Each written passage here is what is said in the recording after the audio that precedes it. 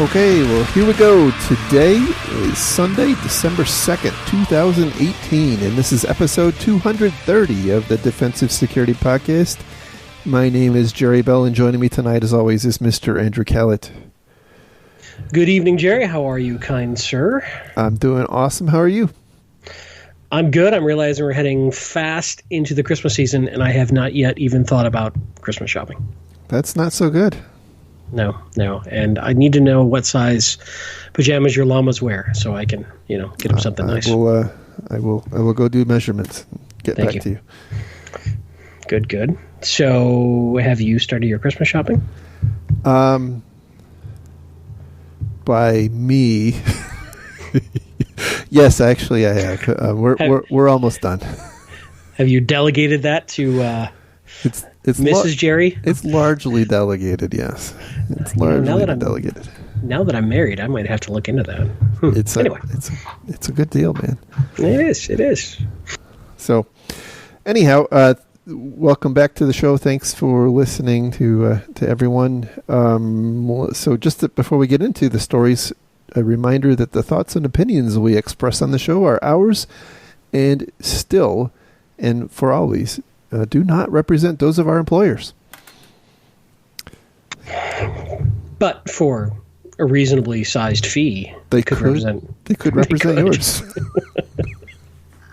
We can be bought. Just no one's offered enough money yet. But have not yet. Right. That's right.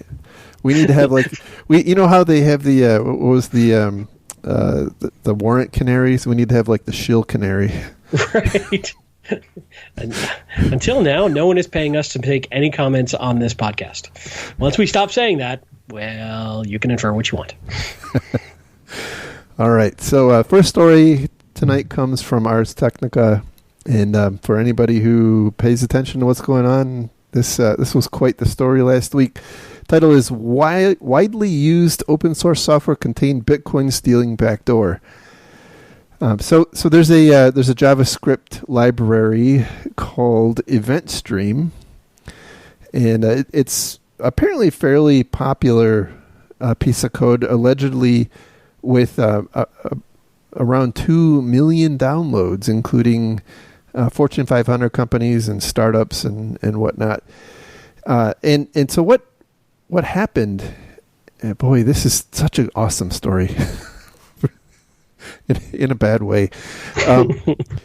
The maintainer of this event stream apparently became overworked in his personal life, or overloaded in his personal life, and could no longer maintain it. And so someone in the community reached out and offered to take it over. And so I guess there wasn't a strong authentication of who was taking it over, and so the person who I guess created the package handed it off to this this new volunteer, and which, by the way, happens a lot in the open source community. This is not out of the ordinary. It is not. Absolutely. And kind of how that community is built. Absolutely. Absolutely. And but you have to think that a lot of these open source packages can endure for a long time, and any given person's life situation changes from year to year. I mean, even sometimes from month to month. So this is, like you said, not surprising and not uncommon. But what was uncommon is that the person that took on ownership of this didn't have the purest of intentions. And so over the course of a couple of months, made some changes to the EventStream module, and including incorporating a dependency module called FlatMap Stream, which was actually encrypted, and so this apparently all happened pretty quietly and not I guess nobody noticed until about 6 or 7 weeks ago, when someone raised on the GitHub forum the question, and I just love the subject of the issue that he opened. It was, I don't know what to say. Yes. Yeah. If you read the actual GitHub back and forth, it's amazing. That's all I'll say. It just really is amazing. Yes. And yeah, go on. I'm at a loss myself. Yeah, it was.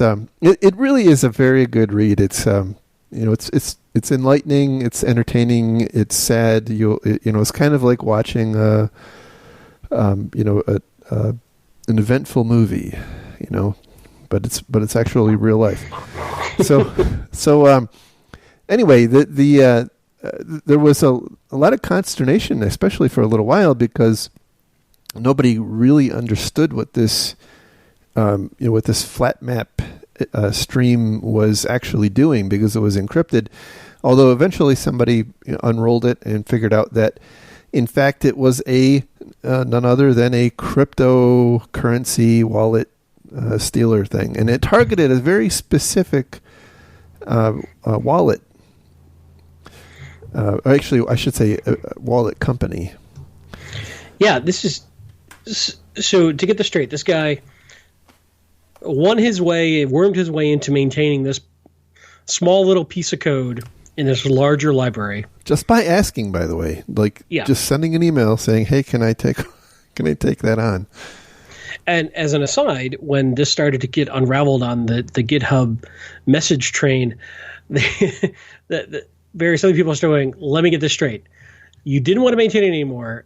And so instead of just putting out a notice that it was deprecated or whatnot, you just handed over to some random person and then got locked out of it yourself." Correct.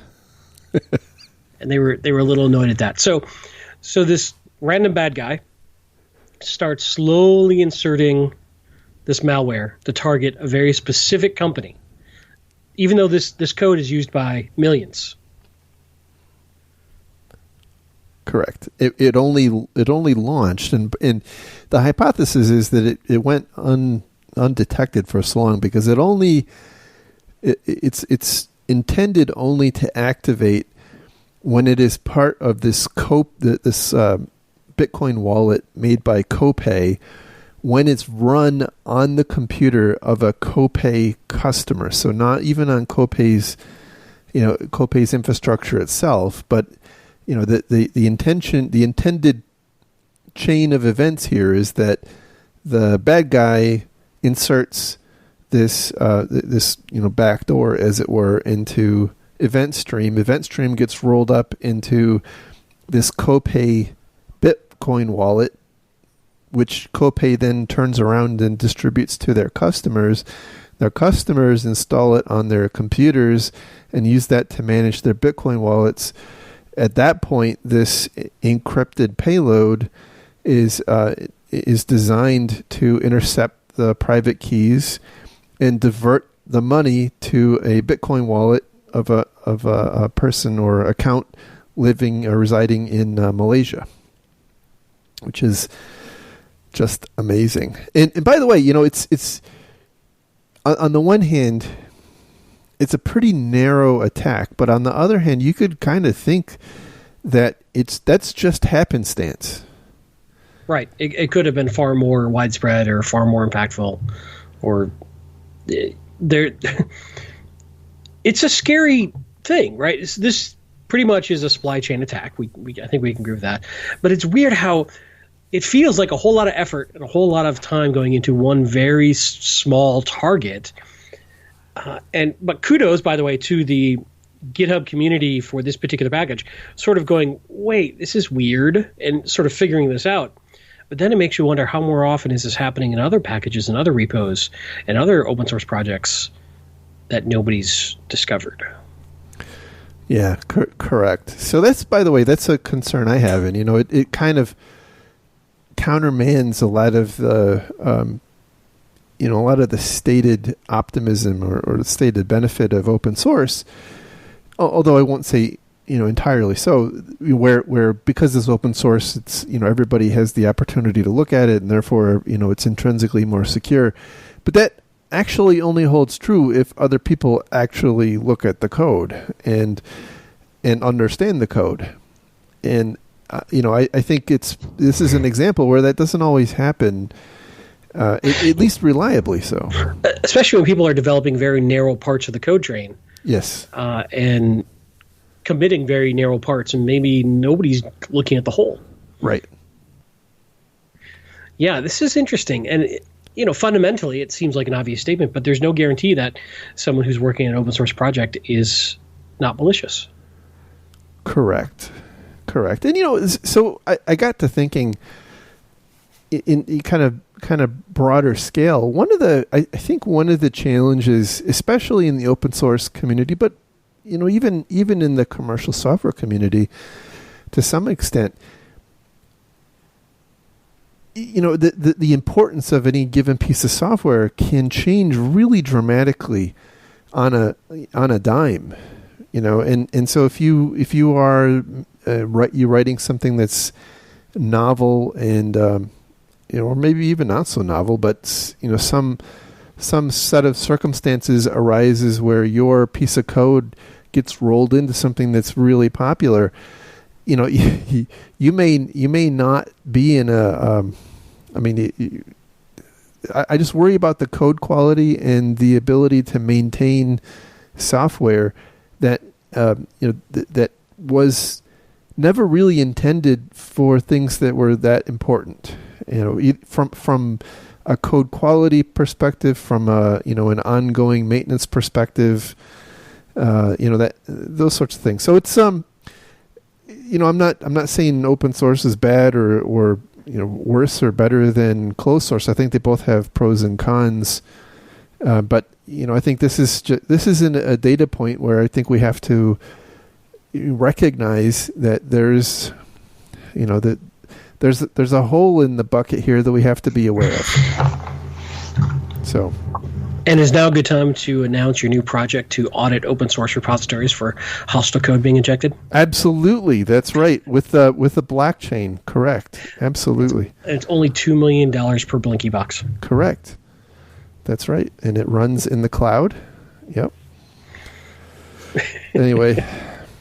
Now, it's a crazy story. I don't even know if we're doing a really great job explaining this weird chain of events, but it's well worth reading it. Again, this is an Ars Technica article, and I'm sure we'll post the links, but it's pretty crazy. And I got to think more of this stuff's going on. Yeah. But by the way, the Bitcoin wallet company initially, by the way, said that they didn't. They were unimpacted by this, and because they said that they hadn't released anything with an impacted version. Well, how would they know with Bitcoin prices falling so dramatically? They're probably all killing themselves. It's jumping out of windows. True. Well, that was harsh. That was harsh of me. That was pretty harsh. The other thing I'll say is that this doesn't only happen to open source. We saw this recently with closed source. Absolutely. So we're not picking on open. This whole problem is just a little sort of discovered in the open, and this whole discovery and reaction happened in the open because it was on GitHub, and which makes it more interesting for us to dissect. But this is certainly not an exclusive problem to open source projects. No, but I think there is a. I think that the way in which this one happened is not this. It's not something that's very likely to happen in a closed sourced context, because quite literally the bad guy here emailed the maintainer and said, "Hey, can I take over responsibility for this package?" And they said, "Sure." But is there anything wrong with that? No, is it incumbent upon? I guess what I'm saying is that it's just that sort of that's the interesting twist on this. Yeah, that wouldn't happen in a closed source world. I guess that was my point. Probably not. But I'm also not saying that these open source repository guys, need to vet who they hand off their. This is a tough problem, and it's a weird problem. And well, I actually think the whole concept, and by the way, I don't know if this is like a Shark Attack type thing where we're just seeing we're seeing it's it. Novel, it's getting press. Yeah, every time it happens now, it's getting reported on. But the supply chain type attacks do seem to be happening more and more. We had the really novel NotPetya type attack, and we've seen all sorts of similar ones, both open source and closed source.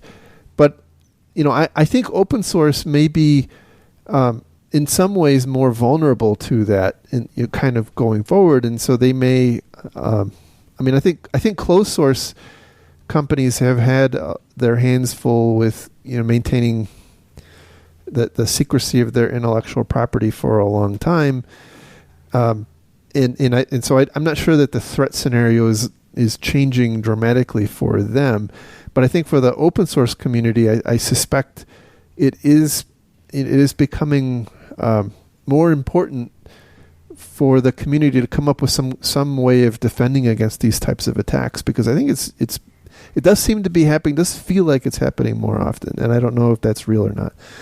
But by the way, the one thing I just to finish the earlier thought, sorry. Copay said initially that they were not affected, but then they later recanted that and said that actually they did release a couple of different versions of their wallet that had the backdoored code in, and so they actually have some specific advice on the sequence of events. Basically, they want you to upgrade to the version 5.2.0 wallet and then transfer all of your money to a different Bitcoin address, which I assume they want it to be yours and not somebody else's. But I'm sure somebody else would be happy to take your Bitcoin if.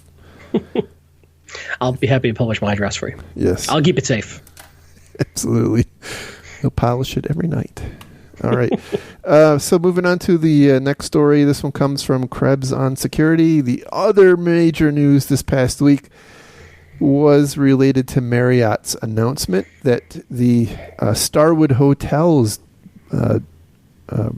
chain, I guess their database of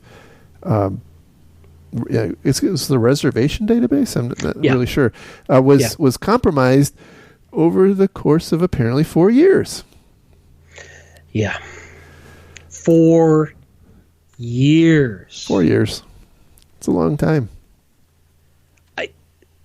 There's so many questions I have. So many. Yeah, being a Marriott person yourself, I would imagine this is near and dear to your heart.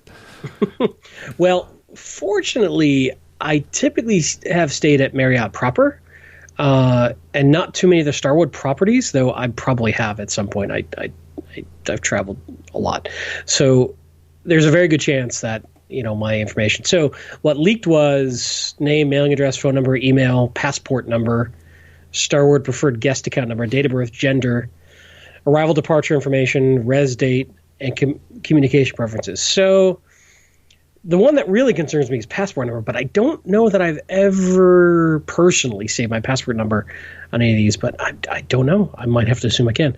But, that is another great chunk of information for bad guys to use for targeted attacks. And, you wonder, well, how useful is all this? Well, if I'm going after certain executives at certain companies, what is a wonderful way to start that is to get all sorts of good details from something like, a hotel reservation system. Yeah. By the way, just to carry on what you were saying about the type of data, they said that customer payment card data was protected by encryption, but the company can't rule out the possibility that the attackers also obtained the encryption keys.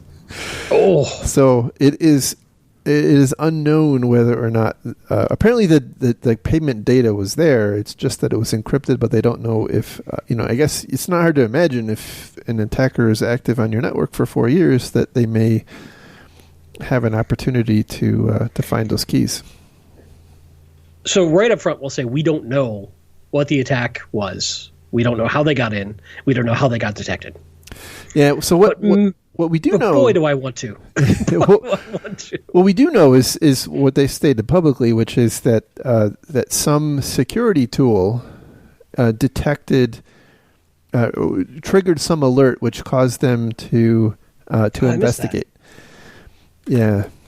I missed that piece. There's a whole bunch of different stories, but if you read the statement from Marriott right up front, they say that that an internal security tool triggered an alert which caused them to investigate. Now, it's kind of interesting because Starwood and Marriott have had a kind of a long train over the past couple of years of security incidents, in particular one back in 2015, if memory serves, and it's actually referenced in this Krebs article from an article that Krebs wrote at the time about Starwood, who was wrestling with a breach which they believed at the time only affected the payment terminals of Starwood restaurants and bars. I think this, if memory serves, their POS systems in hospitality. And so it's unclear if, because if you think it's apparently the actor's been active for 4 years, and which would mean that they were active at the time of that breach back in 2015. It's unclear if they're related or not. Yeah, it makes me wonder too. And somehow I had missed that piece in the original article about that they did do an internal detection which picked it up. Makes you wonder if they were doing like an eval of something new. Makes you wonder if they had reconfigured something or deployed something new. Mm-hmm. I'm also curious. 4 years is a long dwell time. We get that, but I'm curious how they must have figured out when the initial intrusion was. And what's funny is a lot of companies don't keep logs longer than 90 days. So it's kind of interesting. They could go back 4 years and pinpoint it. Correct. Now that could very well be because they had that incident back in 2015, and it makes me wonder if possibly they had held on to data at the from that time for I don't know, for legal reasons or what have you. And so it's possible that they had some of that as a result of the previous incident. Or they just keep logs a long time, which is good. Or that, absolutely. Now, we saw a similar type of thing, kind of what along the lines of what you were saying with Equifax, where they recognized that one of their security tools was not functioning properly, and once they fixed that tool, then they suddenly detected the activity of the bad actor. So it's that's not. We know it happens. I mean, we just had a good example of that not too long ago with Equifax. And also, by the way, it's not hard to believe that, especially a company like Starwood, who's had problems in the past, they're probably continuing to improve their security. And one of the unfortunate parts of improving your visibility is that you sometimes find stuff that you didn't know about before. And then people freak out, and you're like, but the whole point was to improve our... Okay. Right. Why am I being punished for finding new things that we wanted to find? That's exactly right. Stop flogging me. No, that's good. That's very true. When you start rolling out new visibility tools, no matter what it is, and your executives haven't been well prepared, they will start freaking the hell out when you suddenly start saying new things. Yeah. And you're like, let's just, anytime you increase your visibility, you start finding things that you didn't know about. And some of it may very well be normal behavior. It may be just the norm you don't know about yet. Or it may be something like this. That's the tough part when you start deploying new security tools. Is this a false positive? Is this a false negative? Is this normal and we need to tune it? Or is this really something bad? Depending on what type of alert, this looks pretty straightforward, something accessing a database. But yeah, it's we have a weird, perverse incentive with how a lot of people react to security. That you see people making, I think, unintentionally bad decisions because of the way that we react when we find out bad news. Well, exactly. Yeah. Well, I mean, if you look at like a lot of the data, even the data breach laws are lined up to report the breach within a certain amount of time of detection, right? There's very, I'm not actually aware of any regulation that says that you actually have to detect a breach. It's just that you have to report it within a certain amount of time of when you do detect it. And so it does kind of create this perverse incentive because if you do detect it, now you're obligated to report it. If you don't report it, that is minimally going to to raise your penalty, but also could create criminal some criminal issues for you depending on jurisdiction and the type of data and whatnot. So yeah, you're. What's interesting about that too, just very quickly, I was just thinking about this. All of the internal communications and hand-wringing and lawyers and media handling relation folks all got to get a say before you go public with this too. Yet you're on the clock. So it all once again, have a plan ahead of time, first off, because this is going to happen. And you guys will hear we're not ripping on Marriott or Starwood because, one, we don't know the details, but two, a lot of people get breached. It sucks, but a lot of people get breached. Yeah, but by the way, this was a pretty awful week for breaches. I think Dell announced one. Amazon announced a breach right before Black Friday. There were several others that are escaping my mind right now. So I mean, it's and this is kind of the point of the next story we're going to talk about. But this is becoming a really. I mean, it's been a big problem for a long time, but well. Are we getting to a point now where we're almost normalizing the risk because everybody's getting breached, so it's less of a scarlet letter? I think so. Should we just list who didn't get breached this week on each of our shows to make it easier? Yeah. Joe's Bagel Shack in Arkansas. It was a good week. Nearly 52% of the Fortune 500 did not get breached this week. That we know of. That we know of yet. That's the. By the way, that's the one problem is that you have to kind of go back and revise. Well, yeah, and I'm holding some of that sort of commentary because I know we're talking about that in the next story. But it's 4-year dwell time is pretty interesting to me. Pretty interesting. Yeah, so one of the things that bothers me is the books are closed on breach data for 2014. Right, but here we have a case where apparently a very major breach happened 4 years ago, and so anyway, it's it kind of shows some of the limitations on how we in security count things. So anyway, we'll move on to the next story, which also comes from Krebs, and the title here is what the Marriott breach says about security. So he takes a look at this from two different perspectives. One from the perspective of companies and the other from the perspective of individuals. And I thought this is a really interesting and thoughtful post. Yeah, Brian does a great job. Obviously, we use a lot of his articles on the show. And, I would encourage everyone to follow his blog. Yeah, absolutely. You will learn a lot.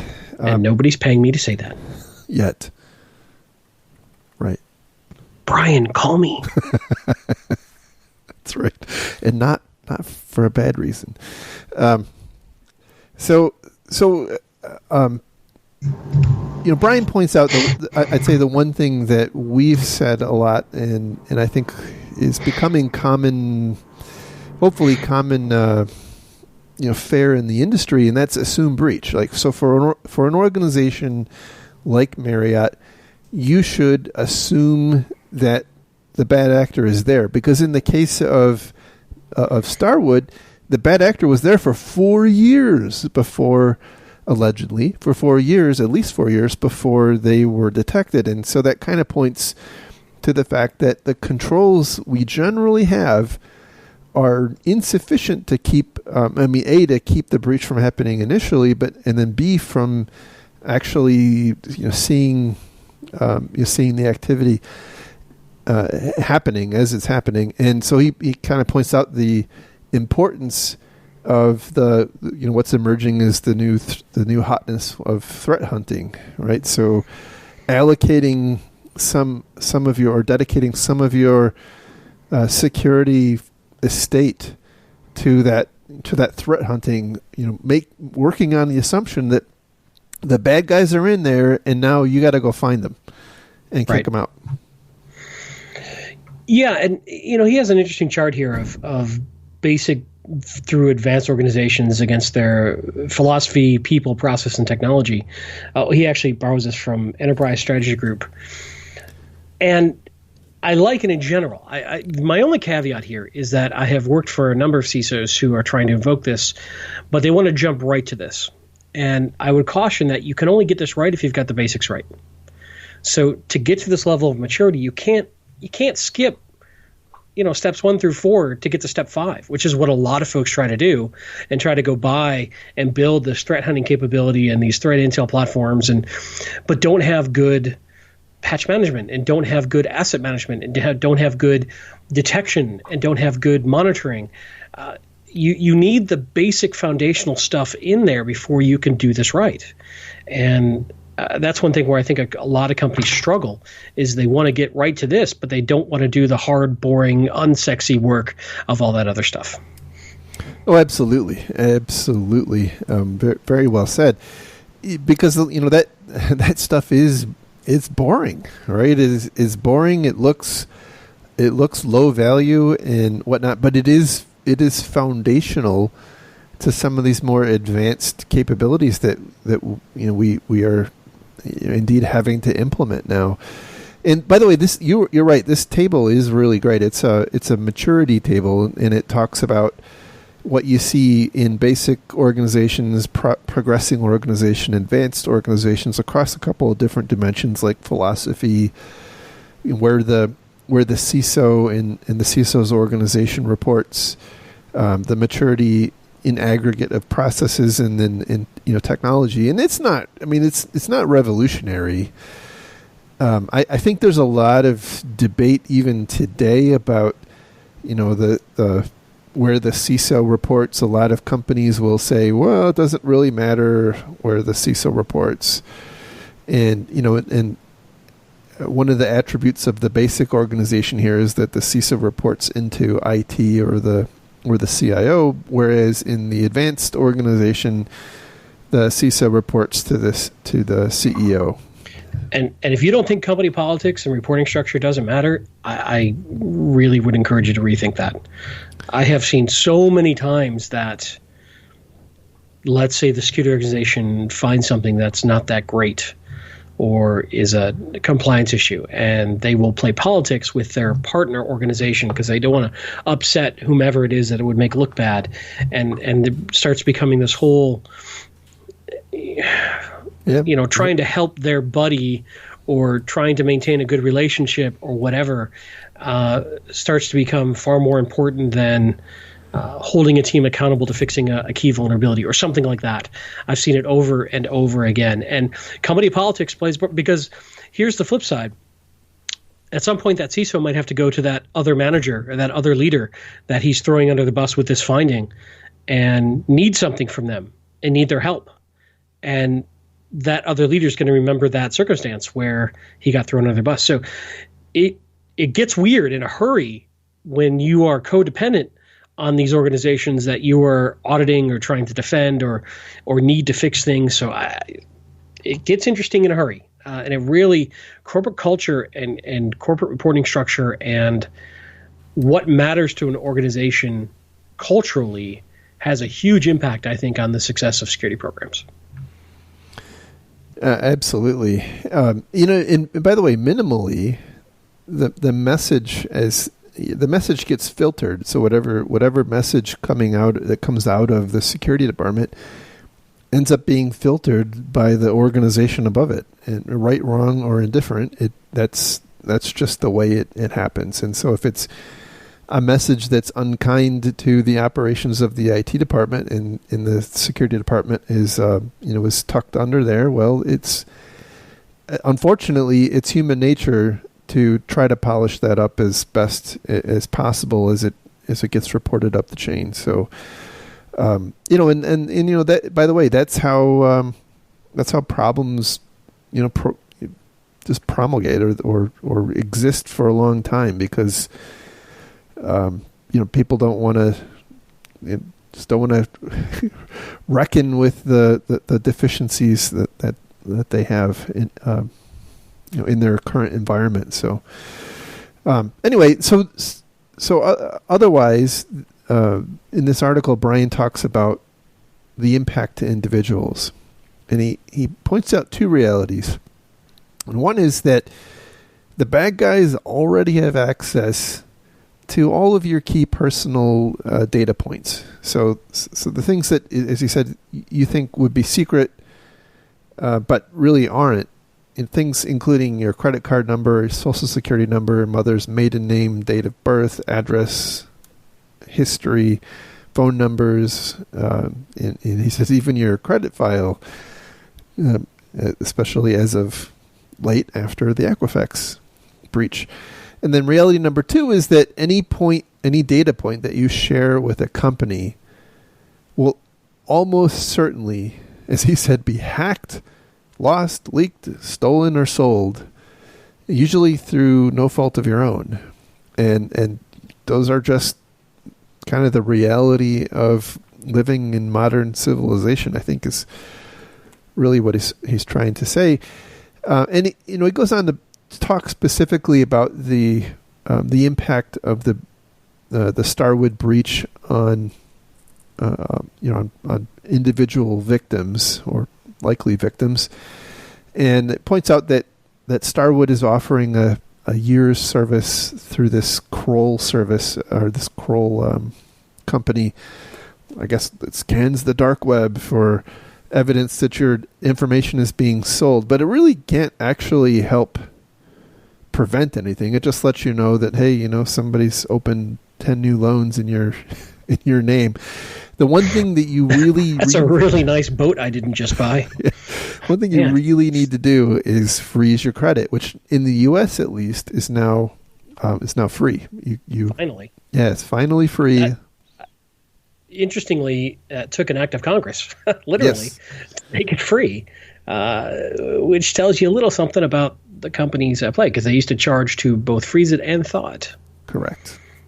Correct, but it is a headache. These companies that we never asked to gather all of our credit information anyway, these companies that are actually not our providers, they're providers for other companies. Correct. That's right. And we're just their product. That's right. Yeah, I concur, right? Obviously. And he goes on, I don't want to take the rest of your thunder, but I would just say that I 100% agree with the freezing credit in the U.S. I have no idea how this works overseas. I'm sorry for those folks who are not in the U.S. We're completely naive of how it's done there because we're arrogant Americans and we suck. I'm sorry. That's right. Ignorant Americans. So. No. Okay, whatever. Both. All right. Fine. So it's just our American privilege speaking out. So he goes on to point out that if you used your Starwood password anywhere else, you should go and change it.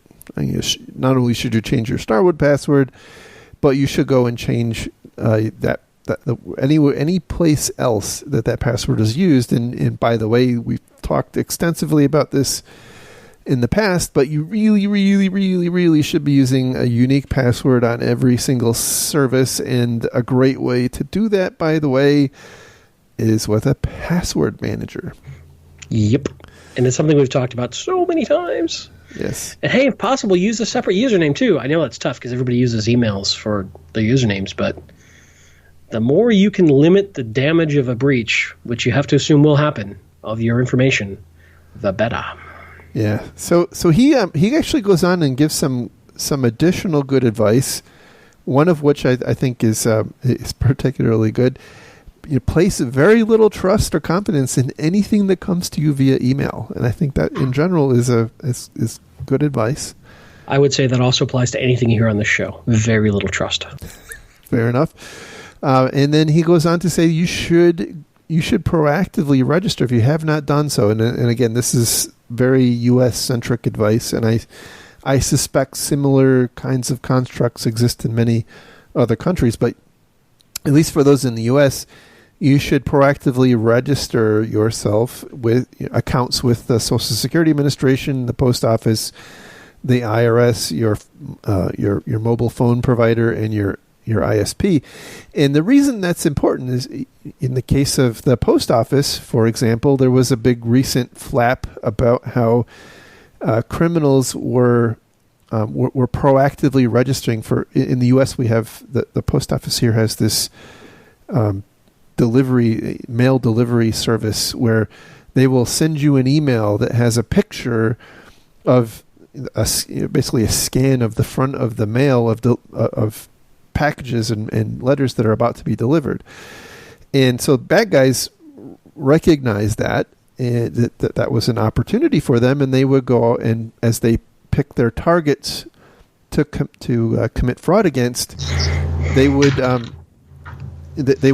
go and register themselves with the post office in the name of their victim who hadn't yet registered with the post office, and then they would go and open up credit card accounts, as well as maybe go and say things like, "Oh, look, Jerry's getting a copy of Erectile Dysfunction Weekly Digest again." Well, again. Damn it. So they open up credit cards and then know when they're about to ship out. Yeah, well, it's right, and so then they can go and intercept the shipment at the person's mailbox, the victim's mailbox.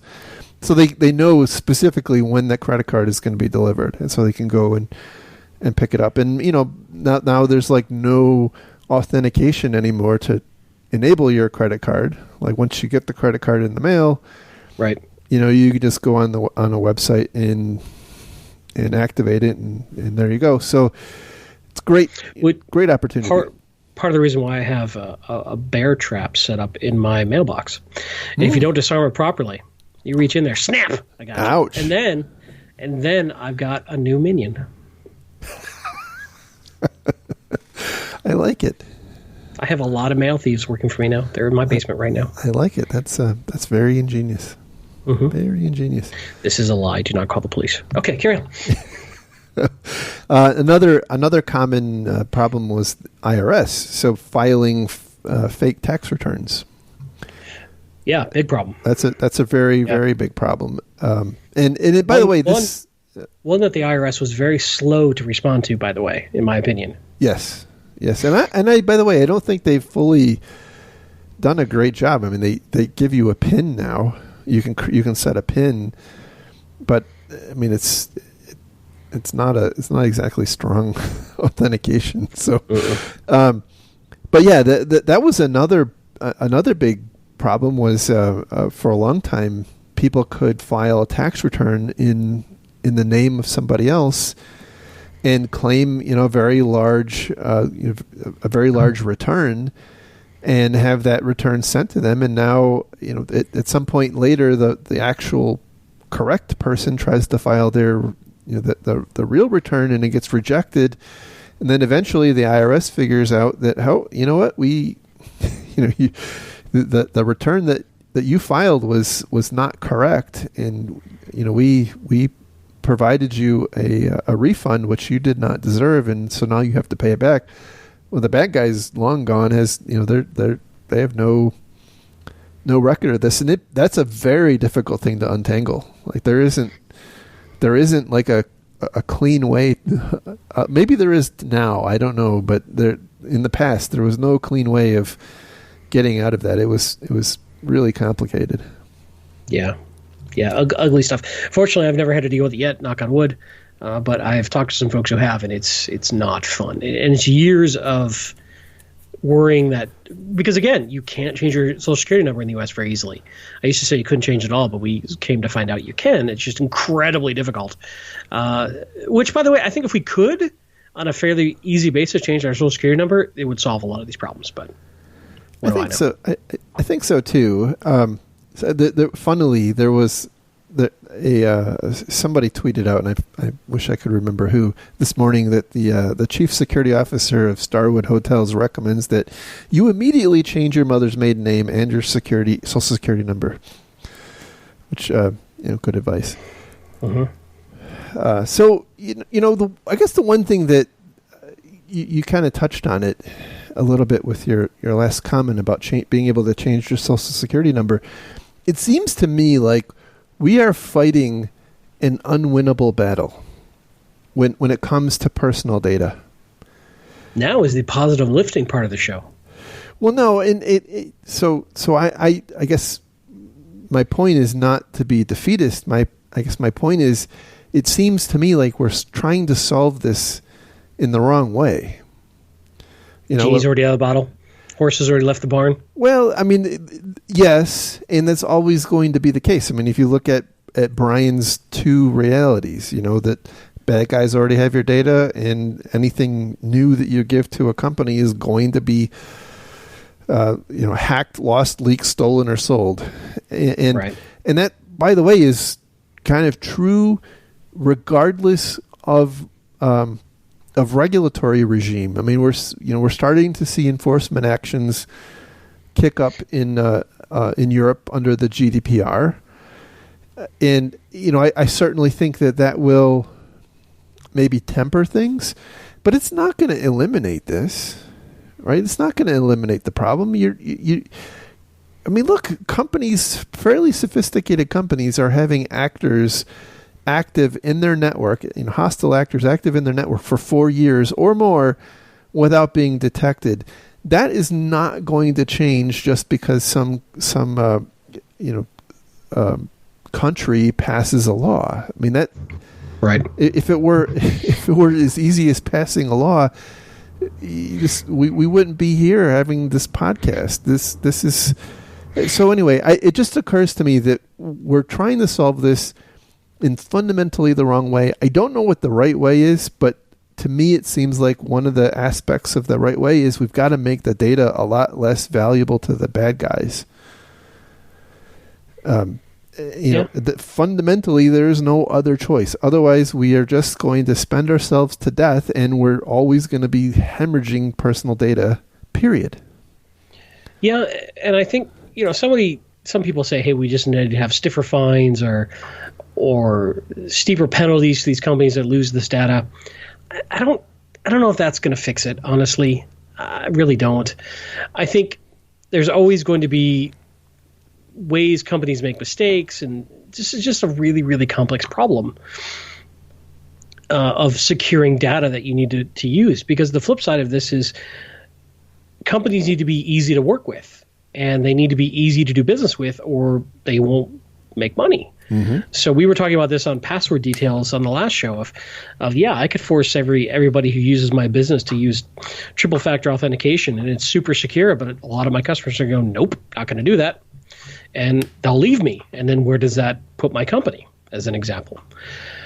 So I don't know that I have a good answer either, other than, maybe we just need to fundamentally rethink how we authenticate individuals with all these different sorts of organizations and the government and businesses. And, I don't know. It's a tough problem. Yeah, it is. I mean, on the one hand, I think the preferred solution by many is to just not have the data to begin with. And that's certainly, I think, a realistic thing in a lot of cases, but not many. I mean, if you think about it, your bank needs to have a certain amount of data on you, and that is that. I mean,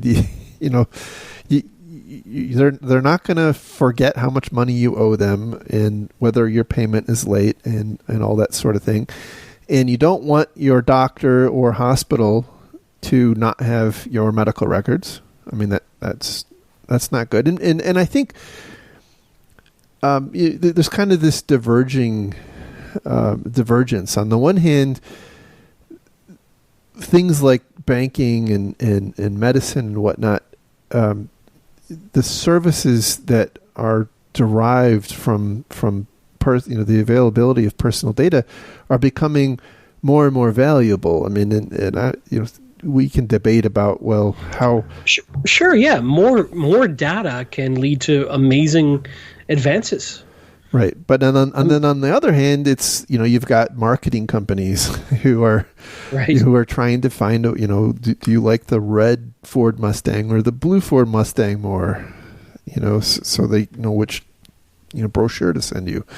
That's so so I think those two things are diverging, but the value to data, to all of these organizations is going up and up and up. And so, I see articles with headlines, that data is the new oil.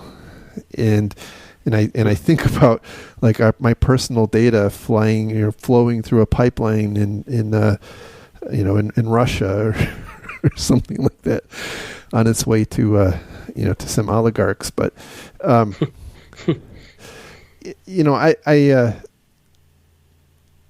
it just seems to me that as long as the data has intrinsic value to a bad guy, there's going to be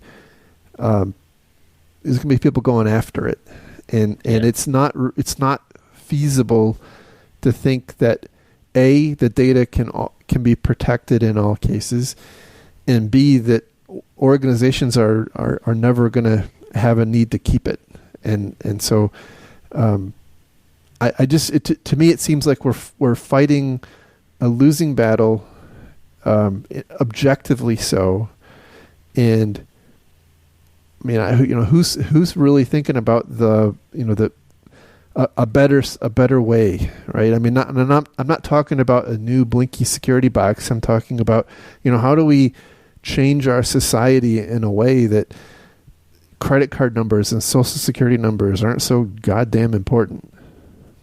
That's a tall order, man. I know. I know. That's a tall order. It's so much momentum. So much inertia to keep what we have. I agree. But I'm with you. So there you have it. That's the show for this week. Happy holidays to everyone. If that's what your sort of thing. Just gotta slide that in there. Yeah. Enjoy your damn Christmas tree, whatever you are. Yeah. Well, I don't know. Whatever your candle thing is, you enjoy that too. Bah, humbug. I mean, on a serious note, I really love the holiday season. So, definitely, actually, happy holidays to everybody. You can tell it's been a long week for us. We're cranky on a late Sunday. It's right.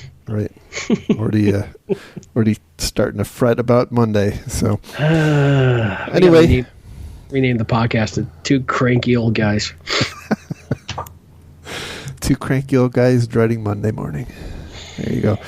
Anyway, thanks for listening. You can find links to the stories we talked about on our website at www.defensivesecurity.org. You can find the show on Twitter at DefensiveSec. Sorry, and you can find Mr. Kell on Twitter at Lurg, me on Twitter at MaliciousLink. And just a reminder that we also have a Mastodon or Fediverse server at infosec.exchange. So if you're interested in experimenting there, and hey, if you like the show, tell a friend. Give us some points on iTunes. Correct. It makes us feel good. Yes, it does. When we're encountering soul crushing anxiety and crippling self doubt, we can go read those reviews and think somebody likes us. That's right. And thank you, in all seriousness, to our Patreon donors. You guys are awesome. If you are interested in supporting the show, you can find our Patreon donation site, I guess, just by searching the Google. Yep. We go to patreon.com/defensivesec. And, by the way, this show now takes 20 terabytes per month of bandwidth, which is really crazy. That is crazy. I don't even know what to say about that. So... Anyway, we saturate when I publish now. We saturate. I actually had to bring online a second 10 gig server, server with a 10 gig connection. Well, that's wow. That's all I can say. Our humble little show. That's crazy. I know. Well, I'm assuming that I was thinking about how many jails and prisons are there in this world? There's a lot. Right, and if they all started downloading at the same time, Coma wards, right? Oh, yes, exactly, right. Yep. You make a fine point. You do make a fine point. So, anyway, thanks everyone. Have a good week, and we'll talk again soon. Thanks. Bye-bye. Bye.